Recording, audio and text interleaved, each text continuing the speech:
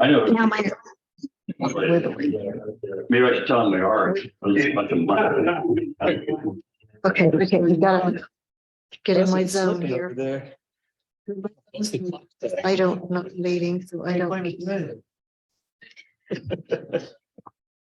We've got clock on time, Scott. It's, I think it's not gonna be off then. No, Just checking. no, I don't know who that is. I've heard of it. Oh, click down. Okay. Yeah, I looked at where this is. I drive past this every single day. To go get my kids from school. Like, this is a huge plot of land. Good. Don't know where it is. Then maybe- Yeah, I don't. Everybody, make sure you turn your microphones on, make sure they're like that towards you. All right, 6:32, we'll call the meeting to order and we'll start with the Pledge of Allegiance. Pledge of Allegiance to the flag of the United States and to the republic for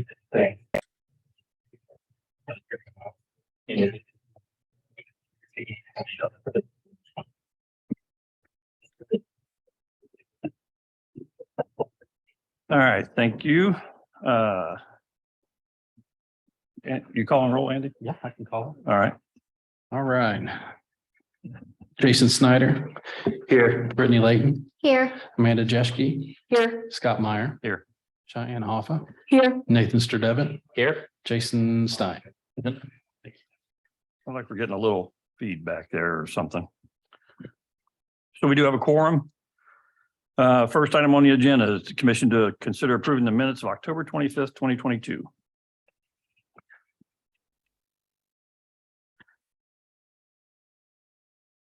Motion to approve the minutes. I'll second. We have a motion and a second to approve the minutes as written. Any discussion? All in favor indicate by saying aye. Aye. Any opposed? Motion carries.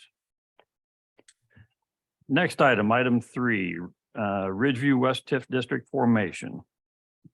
Plan to commission consider adopting an order approving a new tax increment financing district for the planned Ridgeview West Apartments project on the north end of Main Street, south of Timber Ridge. All right, just gonna pull up a quick PowerPoint here. This child.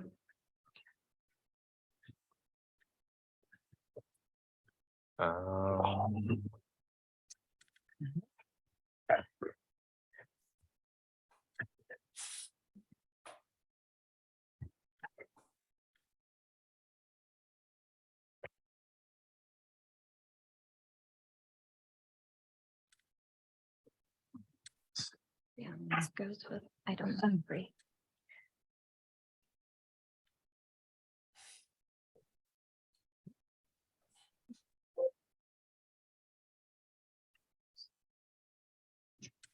Yeah.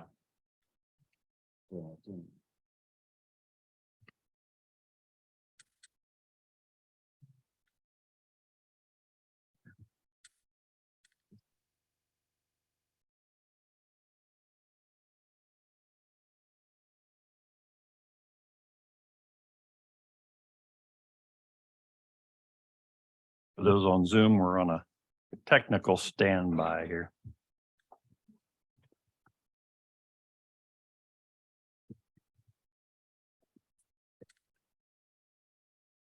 All right, well, while we're waiting for that to get pulled up. So this particular item, if you recall, there was a planned unit development that was approved for the Ridgeview West Apartments. And as part of it, the council had authorized in concept a tax abatement in the form of a TIF bond for the project in terms of the town's participation in it. So for this, there are a number of different steps in order to issue the TIF bond. There was an item that went to the redevelopment commission at their previous meeting for their adoption.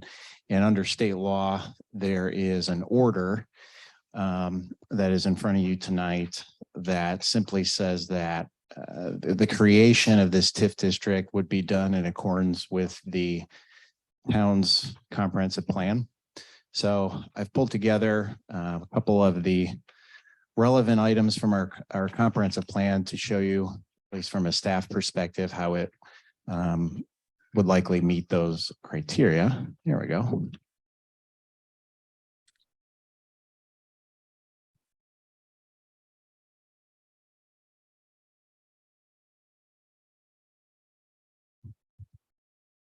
Perfect.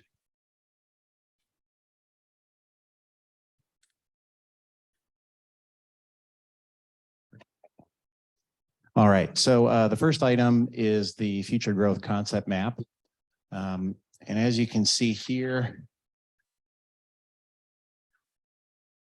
in red, the red circle, this area is shown as residential. So simply put, it is in conformance with that. And then secondly, there are 3 different criteria that were put in under the objectives that would likely satisfy showing that it's in substantial conformance with the plan. Is one of the objectives from that 2014 comprehensive plan is to set policies that encourage the development of high quality mixed use and mixed income housing. The second one is develop policies that allow for the use of new development techniques to encourage a variety of living areas and housing types in all residential districts. And then probably the last point that's relevant to this is it says encourage the development of housing in a manner that discourages sprawl and enables residents to use existing services and infrastructure efficiently. Those are the items with the star. So with that, if you have any questions, I'd be more than happy to address those. Thank you. Thank you, Adam.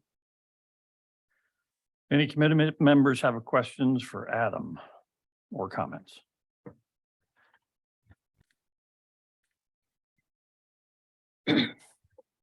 Noting there is none, I'm looking for a motion.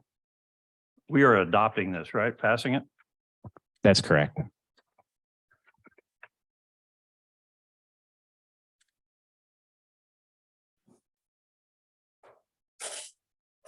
Before I motion, so it looks like the estimated cost of the project is 2 million and the estimated revenue is 16.9 million over 3 years.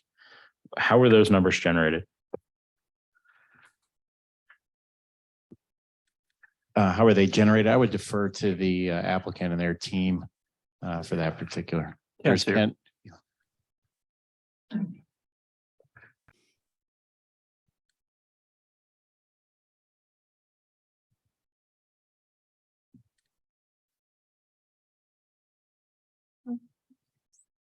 If you would state your name in relation to the project, Ken.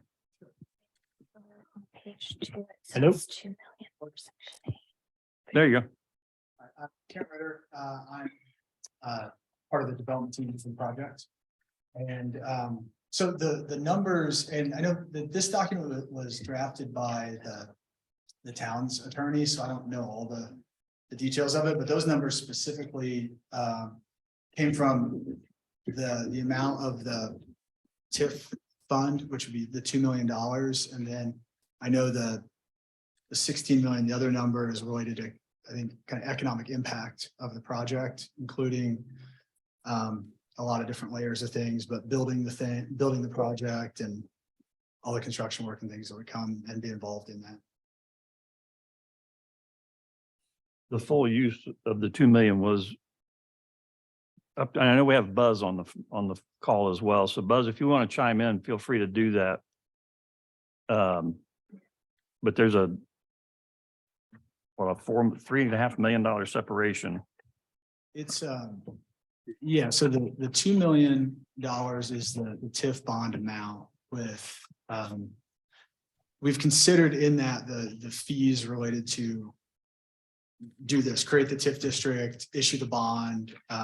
So all of that administrative fees have been included in that. So the expectation is that a portion of that 2 million will make it to the project with covering the cost to create it. Of creating the TIF A and all large that. portion. Right. 80%. Does that answer? Yeah. I'm on here if somebody has a question for me. Hi, Buzz. How you all? The separation between the 16 million or what's 1.6 million identified and the 2 million. Was any part of that what was going back to the town estimated? Or is that's just a completely separate part of the? Let me, can I share that screen? Can we flip down to the next slide, or is that it? That's the report. These were the only two that we provided Okay. part of this. It Action. basically estimates the cash flow from the TIF area over the remaining life of the TIF district. And as I recall, we had a expectation of about a 20-year bond, I believe.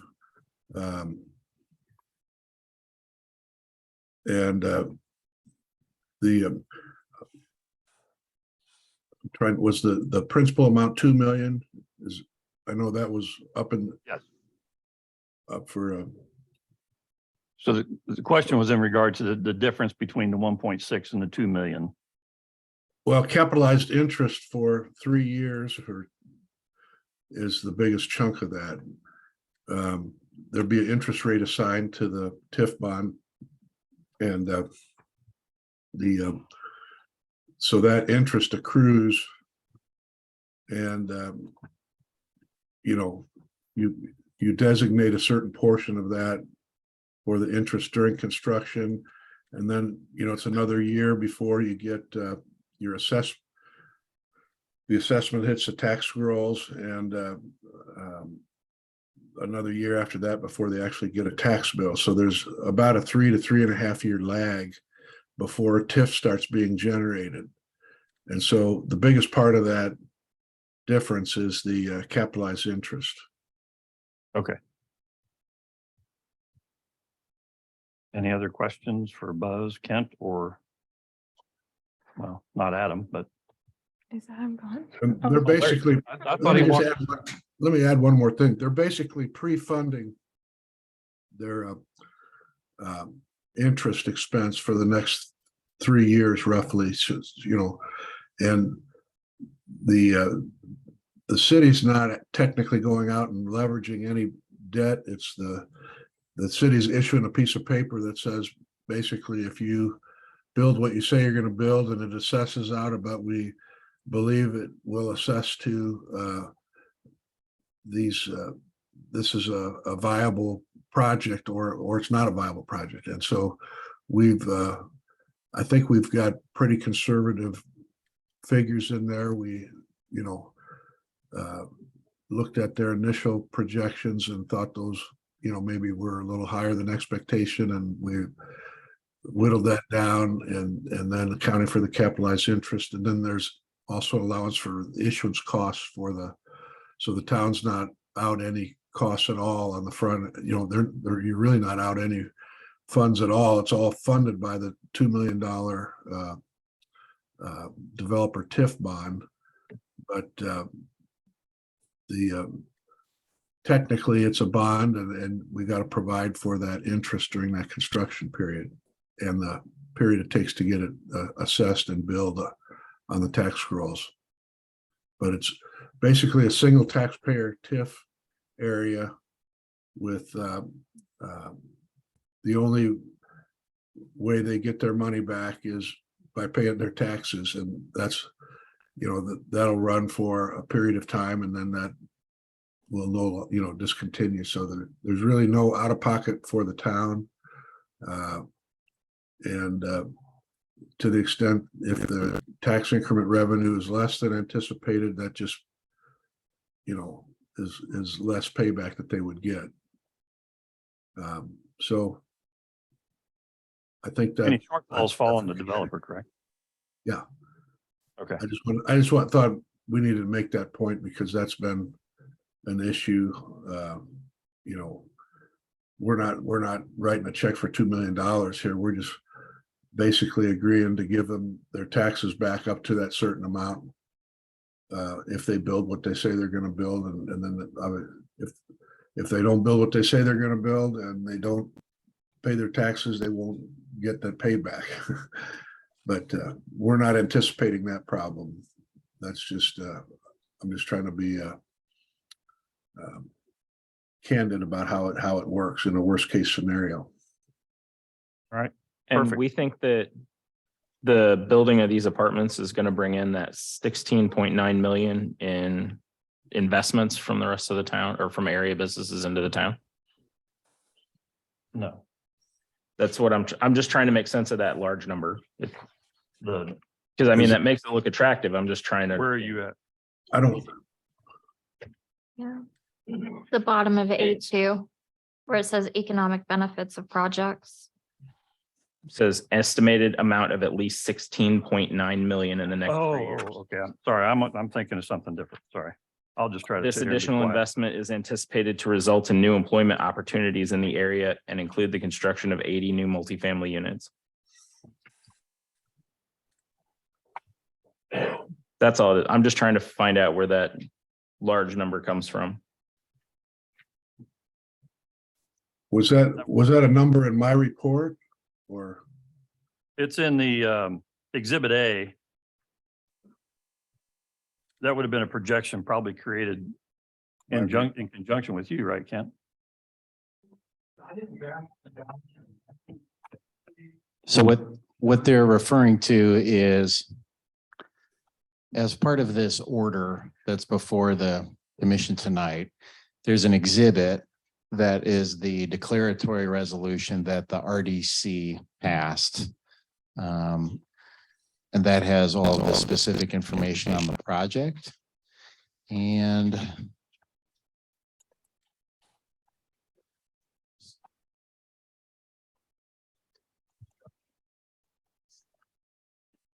I guess I don't. Is it Exhibit A to the declaratory resolution? yes, Okay, Page A2. Economic benefit of project. so it says this is under the economic benefits of the project. The projects are anticipated to facilitate the growth and diversification of the property tax base, including additional investment in the area. Meaning this TIF area that we're looking at today from businesses in the estimated amount of at least 16.9 million in the next 3 years. okay, I think that's what they're committing to spend on their project. Hold on, we got both of you talking at the same time. I'm Hang on a sorry. minute, bud. Go ahead, Kent. Sir. I believe what it's saying, this is focused on just the TIF. Biggest thing, the $2 million in town. Build it up in that. The construction of this is about a $16.9 million. Okay. Okay. $2 million from. Right.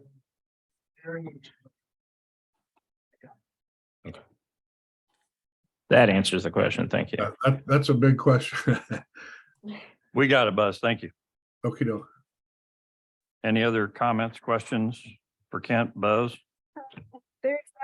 We don't perceive that there will be any negative impact to include this thing because this includes the single family home that's existing, correct, as well in this TIF area?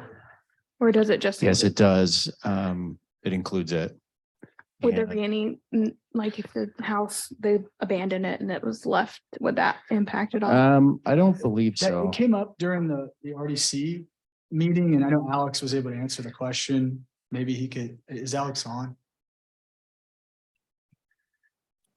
Yeah, I am, and there won't be any negative impact to that single family residence. I mean, if anything, it's in a TIF area, and so if the owners moved out and decided to tear it down and build something new, I mean, that potentially could add to the TIF increment in that area, but no, it won't. It's not going to have any impact on that residence. Okay, thank you. Anything else?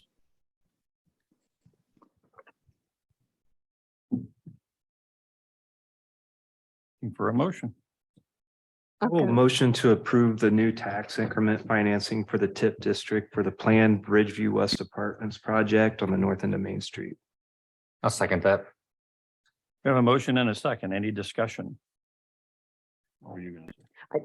Wonder why that worded. Oh, just like that. Any discussion? So this does require a count. So I'm going to take a vote. We may have to take a roll vote, but we have a motion and a second. All in favor indicate by saying aye. Aye. Any opposed?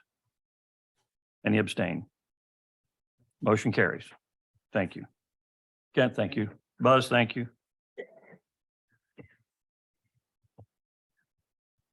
Okay, with that, we'll move to the public hearing for case number 03 MS 2022, the Maple Branch Minor Subdivision. Request by Carrington Homes for the commission to hold a public hearing and approve a 2-lot minor subdivision, which involves splitting 11.53 acres into 2 lots, each for a possible single-family home. The property is 851, 905, and 1011 South Maple Street.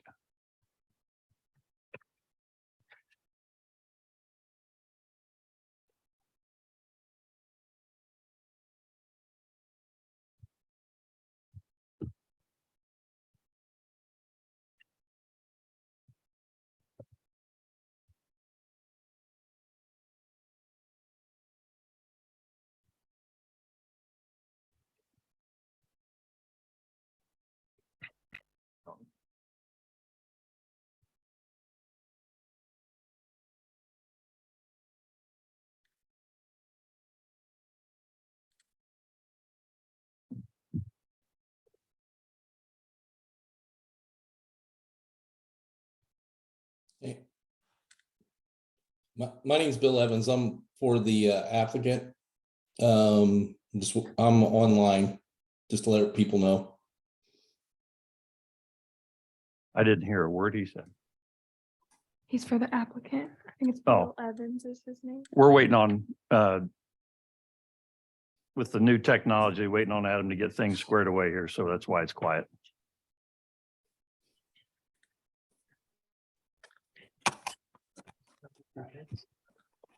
There we go.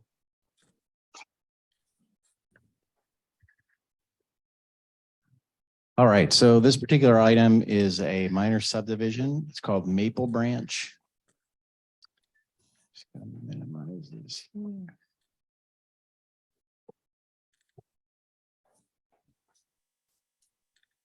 All right, so the applicant, Carrington Homes, on behalf of Maple Branch LLC, is seeking minor subdivision approval, which involves splitting about 11.5 acres into 2 lots, and each for a possible new single-family home. And the property is at 851, 905, and 1011 South Maple Street. The property currently consists of 6 separate non-platted lots, all purchased by Maple Branch LLC. And this minor subdivision also dedicates half-street right-of-way along Fortville Pike and Garden Street in accordance with the town's thoroughfare plan. So if we take a look at the aerial, you can see that the property is on the east side of Fortville Pike. It's just south of the Nazarene Church. And those blue lines, of course, indicate that there are 6 parcels on the property today. And then, of course, to the west is the Blossom Trace subdivision. If we take a look at the zoning of the property, it's residential 2.5. The church is actually zoned commercial neighborhood to the north. Off to the east, the farmland that's out there is zoned residential 3.5. And there is some property to the northwest of the area that's zoned B-2. So here is the actual plat itself. Again, because this was an unplatted area, They weren't able to adjust the property lines without doing a plat. So the minor subdivision does this. You can see that there's one lot at the northwest corner that's about 1.5 acres. And then the remainder of the property is about 9.6.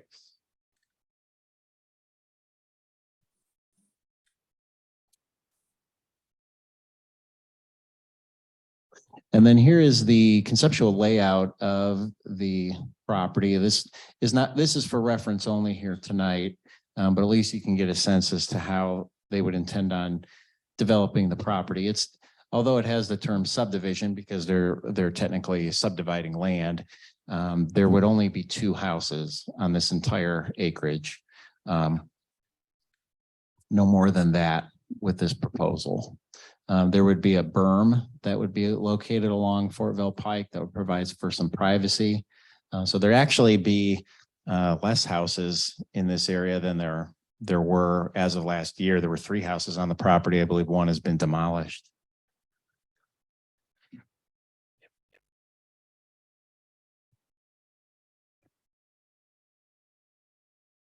All right, so the plat achieves the following objectives and requirements. As I said, it creates a platted area and subdivides the lot, which is 11.5 acres, into 2. And each new lot exceeds the minimum lot size of the residential 2.5 zoning district of 14,000 square feet and the minimum lot width of 90 feet. The required setbacks for any new structures can be accommodated. The plat also dedicates the half street right away along Fortville Pike and Garden Street to the town at no cost in accordance with the thoroughfare plan to allow for future widening. Fortville Pike would have a 40-foot half street right of way, and that's a collector roadway per the thoroughfare plan, and Garden Street is the same. The project was reviewed by the Technical Review Committee.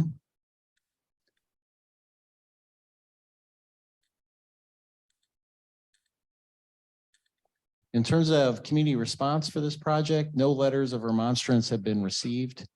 All public hearing notification requirements have been completed, such as a sign posting, a mailing, and a newspaper legal advertising. And so with that, my recommendation is to approve the minor subdivision. So if you have any questions, I'd be more than happy to address them.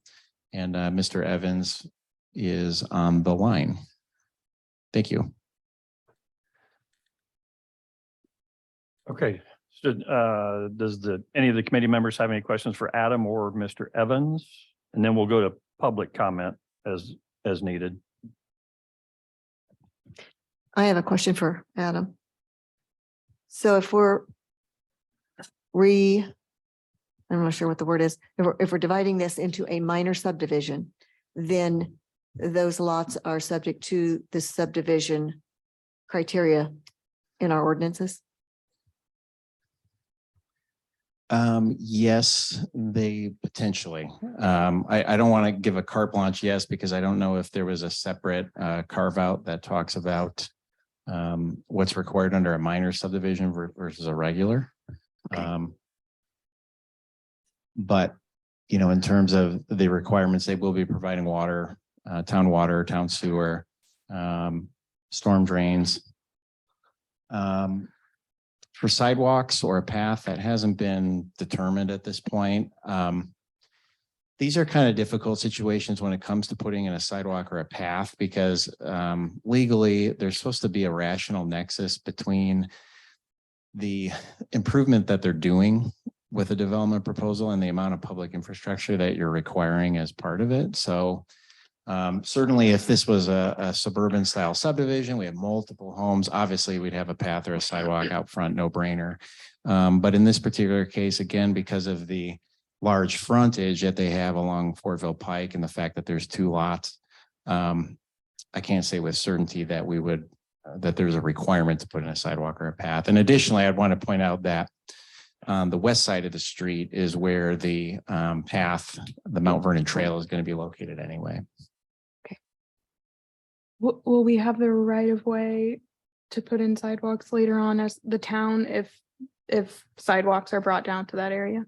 Yes. Yep. And that's part of the reason for the additional right of way, not only for a potential road widening, but also to ensure that we have enough right of way for sidewalks. I'm not sure you'll be able to answer this, but from going from, what is it, the 6 or 5 lots, the way they set now Mhm. to 2, does this change any of front setbacks, side setbacks, rear setbacks or anything, or do they just stand as is? The houses, once we receive the building plans and the plot plans for the internal staff review to issue the building permit, Mhm. they'd have to, each house would have to comply with the setbacks in the residential 2.5 subdivision That's what I'm looking for for. each of these lots. And because they're so large, they'll be able to achieve that. Okay, thank you. Any other questions for Adam or Mr. Evans? Okay, we'll open it up for public comment. If anyone in the public has a question, comment, please approach the microphone, state your name and address.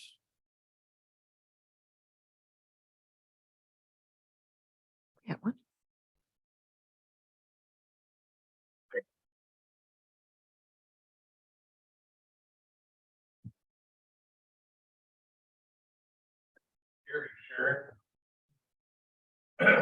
Owner of the ground right east of that.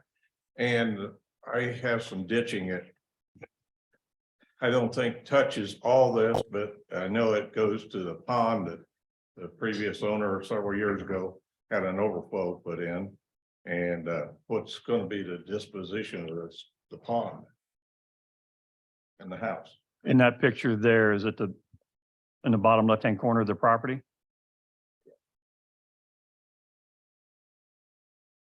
Yes, right here. Mhm.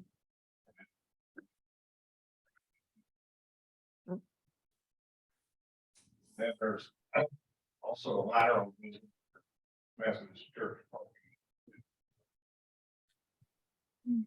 think it bothers this, but one pond because they had trouble many years ago with overflowing and getting in the guy's garage. He come to me and asked if we could put an overflow in, and I tried to have no, I didn't know what's gonna happen with this pond. Okay, so your question is the ditch on the east side of the property and the pond in the southwest corner of the property. Mr. Evans, Yes. are you able to answer that question? Our plan is to take a look at the ponds and to do a drainage assessment. We'll need to provide that to the county surveyor along with Adam in regard to that. But we've looked at the outlet. There's a pipe that comes out from that pond. We'll probably do a weir, something of that nature for the outlet. And then we'll also Sir, we just lost you. flood that we'll be able to make sure it goes in the direction away from homes and so forth. Just like a normal subdivision would. Does that answer your question? Okay, when the other house that was built there behind Cushman's, they had 2 long trenches, and I stopped and talked to the contractors, and we never did find the ditch, and I don't know where they didn't go deep enough or what, but I knew for a fact that there is one there, so. Okay, And I need to go walk the ditch if I can get through the brush to get through and see where the outlet is. but it's obviously sounds like Mr. Evans is aware of it and wants to make sure it's dealt with properly. Is that okay?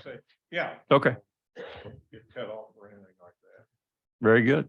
Thank you, sir. Okay, thank you.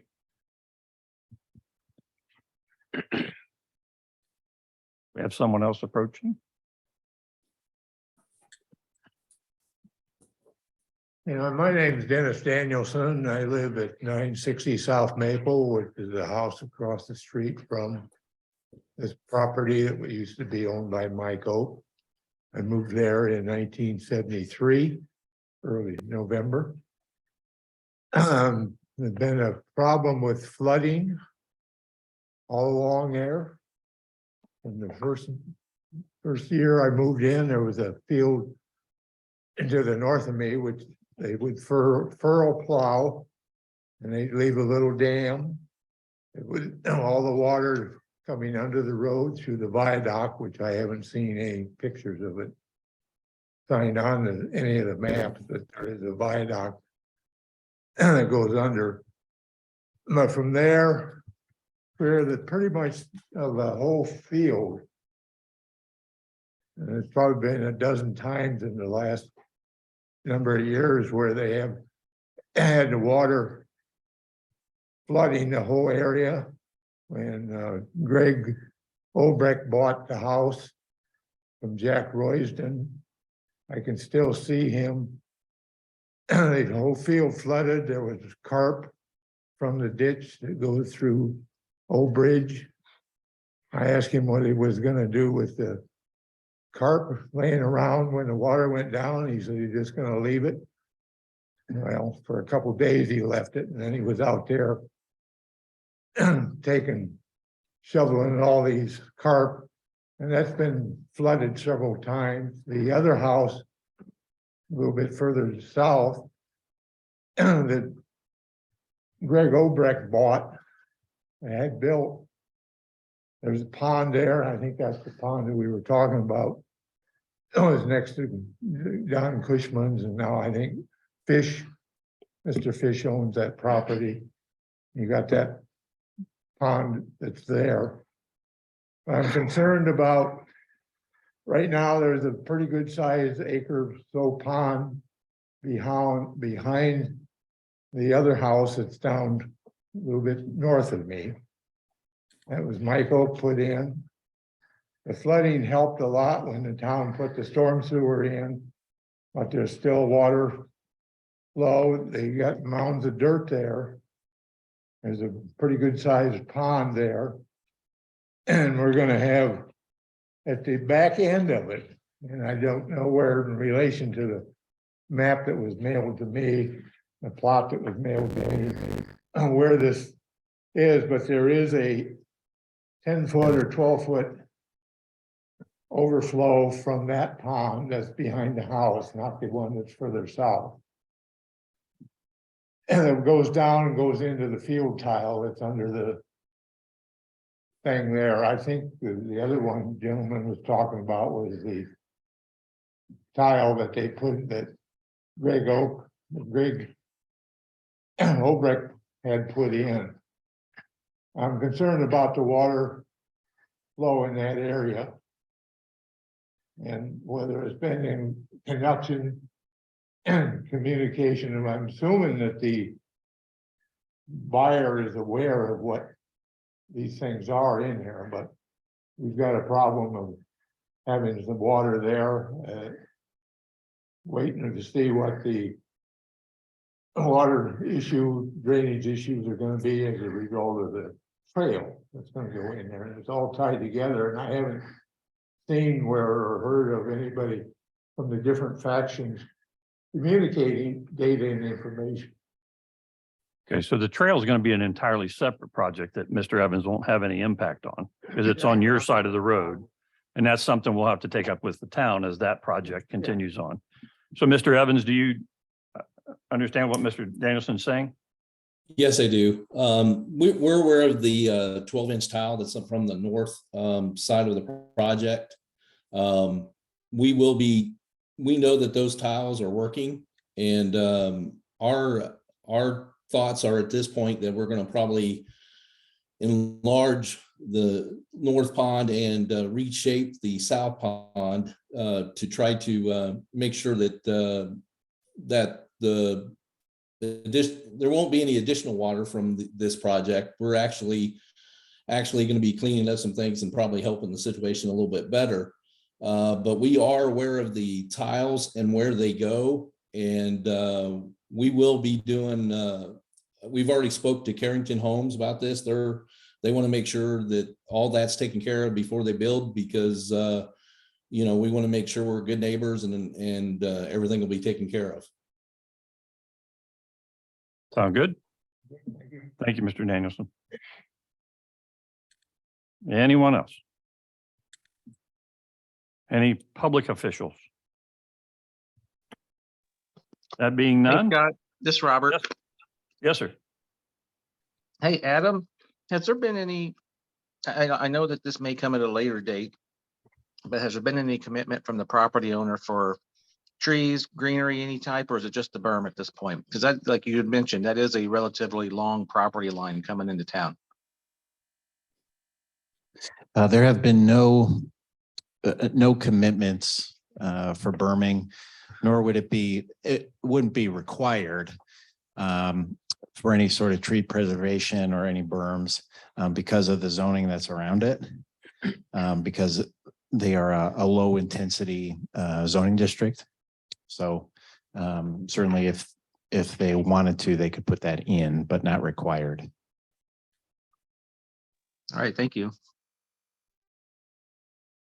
Mr. Evans, is that something you can speak to? Is there any plan for that, or you're not that far along? or- I believe that there's discussions in regard to a berm for privacy. So if you look at our secondary sheet, we do show a small a berm there in the front for privacy, and it's mentioned in tech review that they like to see it extended to the south, just west of the pond at the southwest corner, for a little bit more of privacy and away, people seeing it from the road. But I think it all matters of what dirt's that's on the project. So we'll be doing some sort of mound, but I can't give you an idea of how high until they start excavating. Okay, that's fine. Any other public comment? Okay, I guess that was town official comments, but I'll come back to the committee for any other new questions, comments, or a motion. Are we approving this or making a recommendation? No, you'd be approving it. Okay. I will make a motion to approve case number 03 MS 2022 Maple Branch Minor Subdivision. I'll second. We have a motion and a second. Any discussion? There being none, all in favor indicate by saying aye. Aye. Aye. Any opposed? Any abstain? Motion carries. Mr. Evans, thank you for being on tonight. And Thank you. congratulations. We appreciate your time. That's the end of the agenda. Do we have any board comments? Motion to adjourn. Motion to adjourn at 7:13. I will second. All in favor indicate by saying aye. Aye. We are adjourned. Thank you. Have a good evening. Thank you all.